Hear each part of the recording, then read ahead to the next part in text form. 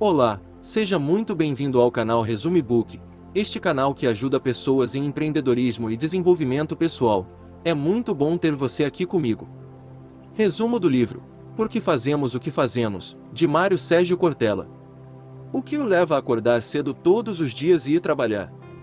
Essa é uma pergunta que você deve fazer a você mesmo, antes de sair da cama, toda manhã, de acordo com o livro Por que fazemos o que fazemos. Se a sua resposta se resume em apenas ganhar dinheiro, então, é hora de acionar o alarme. Ou seja, segundo Mário Sérgio Cortella, isso não é um bom sinal. O autor defende que sua busca diária deve girar em torno de um propósito de vida, em casa e na empresa. Se você não enxerga a razão para fazer o que faz, os sintomas começam logo cedo. Por exemplo, quando o dia amanhece e você não quer sair da cama. No entanto, existem duas coisas a se pensar nesses casos. Se você quer apenas dormir um pouquinho, depois de um dia movimentado, isso pode ser sinal de cansaço e seu corpo está lhe pedindo algumas horas extras para se recuperar. Mas, se a vontade é de ficar debaixo das cobertas para sempre, então, o seu problema é o estresse. Por que fazemos o que fazemos? Nesta obra, você vai entender que não adianta levar o trabalho apenas como meio de ganhar dinheiro, sem pensar em projetos que o satisfaça além da parte financeira. O autor fala também sobre as diversas situações e turbulências que podemos enfrentar em nossa vida profissional, antes de alcançarmos aquilo que queremos por meio da motivação. Você vai aprender ainda sobre autodesenvolvimento, organizações com propósito, parceria empresa-empregados e vários outros fatores que fazem muita diferença no ambiente de trabalho. Ficou interessado? Continue com a gente! Sobre o autor. Mário Sérgio Cortella é filósofo, escritor, educador, palestrante e professor universitário. É muito conhecido por analisar questões sociais ligadas à filosofia na sociedade contemporânea. Ele foi também professor titular do Departamento de Teologia e Ciências da Religião e de pós-graduação em Educação da PUC-SP, além de professor convidado da Fundação Dom Cabral. Fez o programa Diálogos Impertinentes, na TV PUC, que recebeu convidados como o filósofo Olavo de Carvalho e o teólogo Carlos Josafat. Cortella tem obras publicadas no campo da filosofia e da educação. Mas afinal, o que é um propósito? A palavra propósito, em latim, significa aquilo que eu coloco adiante, o que estou buscando. Uma vida com propósito é aquela em que eu entendo as razões pelas quais faço o que faço e pelas quais, claramente, deixo de fazer o que não faço. Por outro lado, quando se vive de maneira automática, robótica, levando tudo numa rotina monótona, trata-se de uma vida banal. Segundo o livro Por que fazemos o que fazemos, algumas tradições religiosas de variadas vertentes sugerem perguntas a serem feitas. O que fez? Fez por quê? E não fez por quê? Fez o que e não deveria ter feito, por que o fez? O que não fez e deveria ter feito, por que não o fez? Você consegue responder as perguntas acima ou apenas almeja o paraíso profissional? Ser livre de, e ser livre para. Se você não for livre da fome, da falta de abrigo, da falta de socorro médico, você não será livre para outras escolhas, inclusive, para recusar um trabalho regular e decidir viajar, por exemplo. Assim, de acordo com Cortella, se a pessoa entrar no modo automático, ela iniciará em um processo de alienação, isto é, de perda de si mesmo. Portanto, algo muito forte da natureza do trabalho se perde, a natureza autoral, a sensação de eu sou o realizador daquilo. Tempos modernos. Certamente você conhece o filme Tempos Modernos, de Charles Chaplin. Mas, de acordo com o livro Por que fazemos o que fazemos, o mais triste nessa história não é o automatismo do movimento da linha de montagem, mas sim a alegoria de que ele se integra àquela engrenagem, de tal modo que sai do outro lado ileso. É a pessoa deixando de ser humana no cotidiano, para virar apenas uma peça de uma engrenagem. Você odeia as segundas-feiras. Se você pensa apenas em ganhar dinheiro, odiar as segundas-feiras não lhe trará prejuízo. Por outro lado, se o objetivo é realização, percepção autoral, reconhecimento, então, você está no emprego ou na função errada. O autor de Por que fazemos o que fazemos lembra que toda conquista exige sacrifícios. Mas quem sofre demais com a chegada da segunda-feira não está apenas com cansaço físico. Na verdade, a pessoa não está se encontrando naquilo que faz e precisa rever os seus propósitos. A encrenca não é dizer, hoje é sexta-feira. É aguardar esse dia com tanta intensidade que, quando ele chega, não se consegue aproveitá-lo por absoluta ansiedade. Rotina versus monotonia. Para início de conversa, você precisa entender que rotina não é sinônimo de monotonia. Assim, o que gera um enfado em relação ao cotidiano profissional é a monotonia, não a rotina. Porque fazemos o que fazemos explica que a rotina pode ser, inclusive, altamente libertadora. É ela que permite a organização de uma atividade e, portanto, a utilização inteligente do tempo. Ela garante maior eficiência e segurança naquilo que se faz.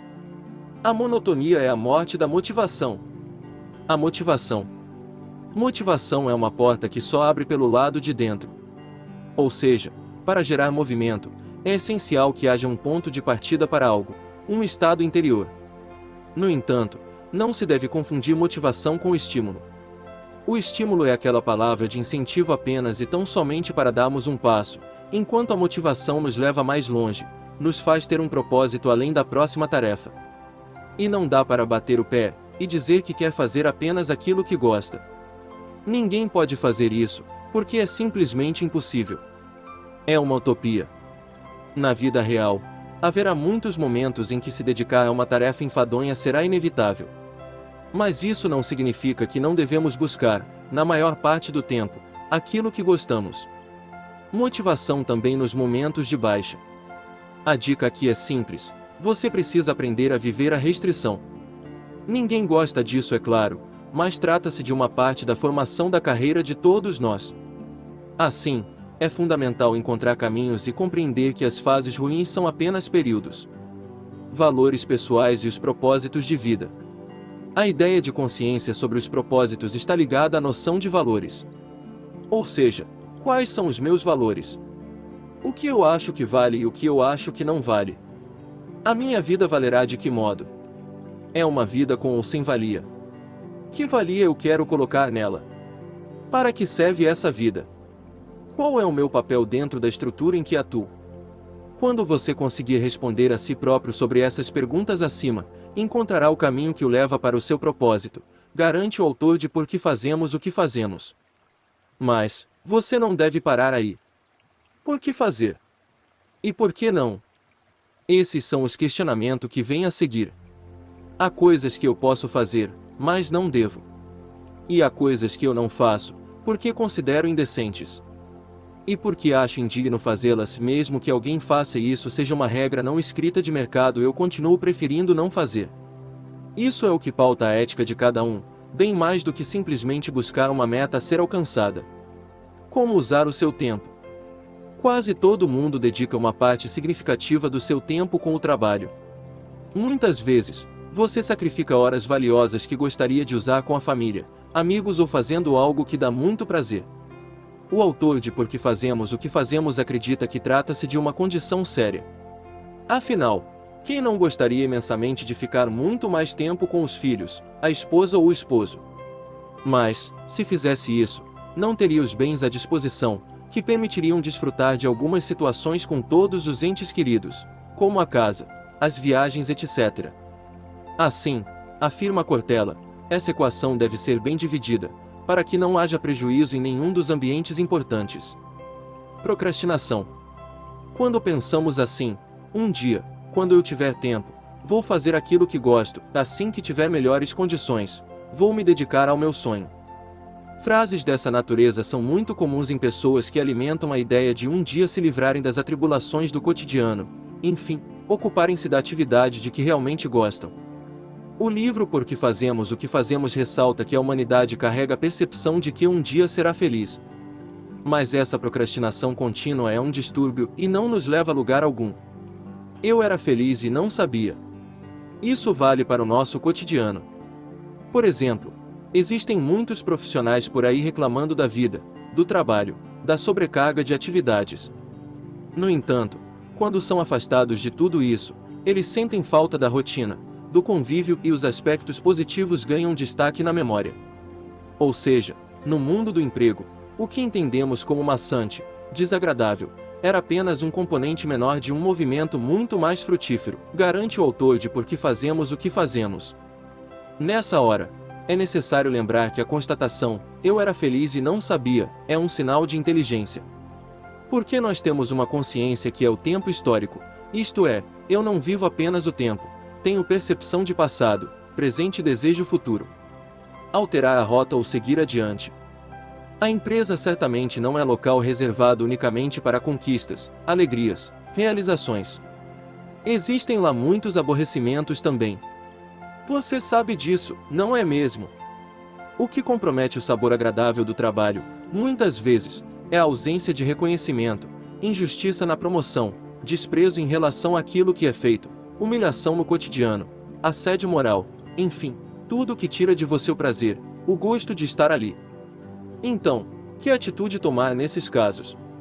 O autor de Por que Fazemos o que Fazemos recomenda avaliar se o tipo de dissabor é relevante ou se ele pode ser colocado à margem. Se for decisivo para o seu bem-estar, se não for circunstancial, altere a sua rota e se prepare para uma mudança. O autodesenvolvimento.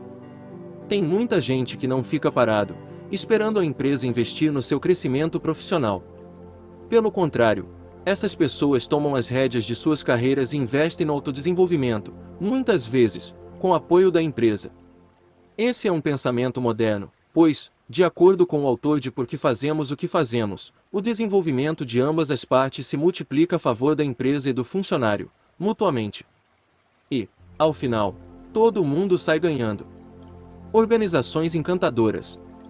Existem muitas organizações pelo mundo afora com propósito. Elas são encantadoras. Não ambicionam um ganhar indiscriminado, independentemente do resultado da ação.